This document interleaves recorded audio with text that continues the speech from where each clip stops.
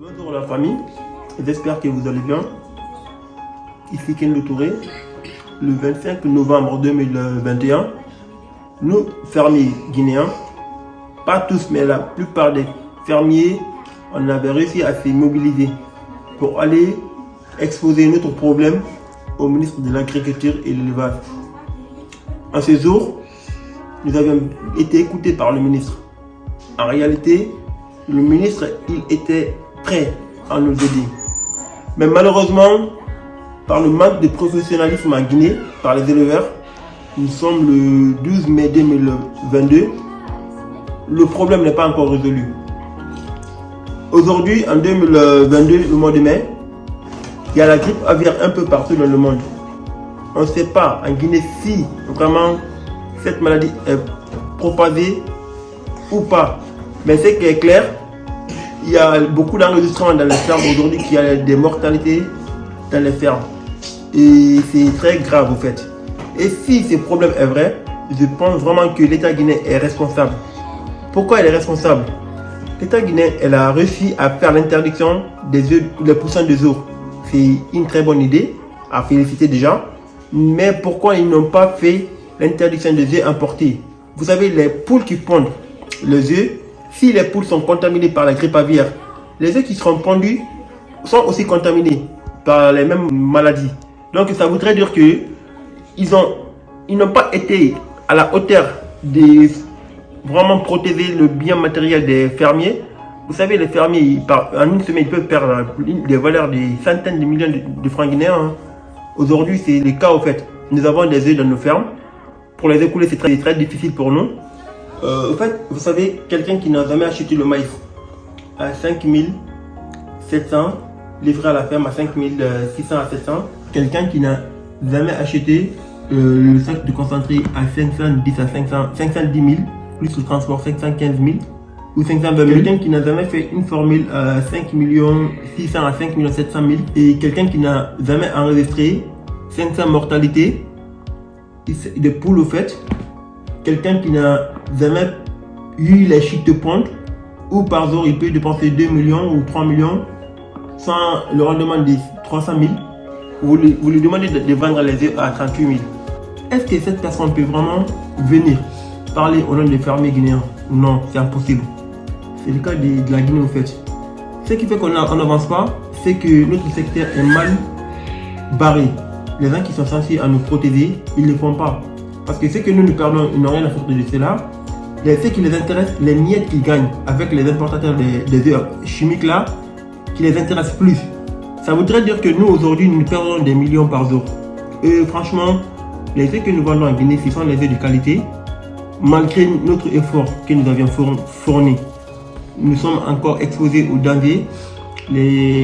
La plupart des gens qui ont des fermes, aujourd'hui, ils ont fermé vraiment les fermes. Parce qu'ils ne s'en sortent plus. Quelqu'un qui dépense 5 millions par jour, il s'attend à avoir au moins 5 200 5 300 en rendement par jour. Mais si la personne se voit tous les jours, après les dépenses de 5 millions, il ne rentabilise que 3 500 000 à cause des chiffres de ponte, à cause des problèmes maladies, la personne ne pourra pas trop tenir debout, il va être obligé de revendre ses poules au fait. C'est quelque chose qui est logique. Et là où nous vous parlons aujourd'hui, le cas de grippe aviaire est connu dans le monde. Ils ont interdit l'importation des poussins des œufs. Et pourquoi pas les œufs? Encore directement interdire l'importation des œufs pour pouvoir d'abord nous aider à évoluer dans notre secteur qui est l'élevage. Et ça pourra aussi nous aider à évoluer dans ce que nous faisons. Mais malheureusement, on est pris au piège. Par qui?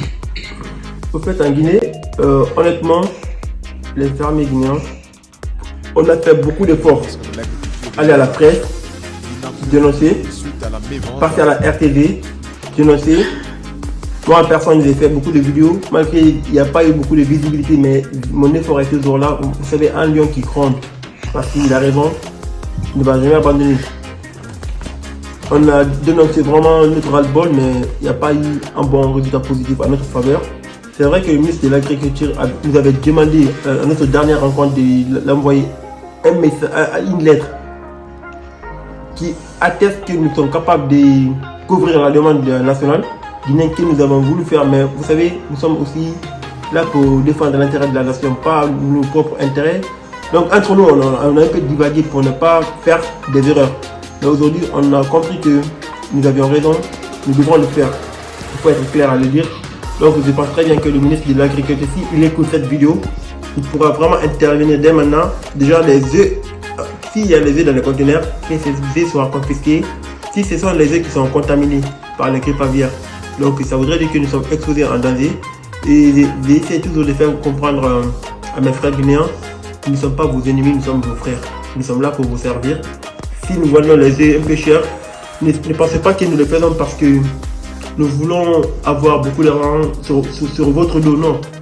C'est parce que nous n'avons pas le choix. Le prix des aliments ont vraiment grimpé en flèche et qu'on ne s'en sort pas en réalité.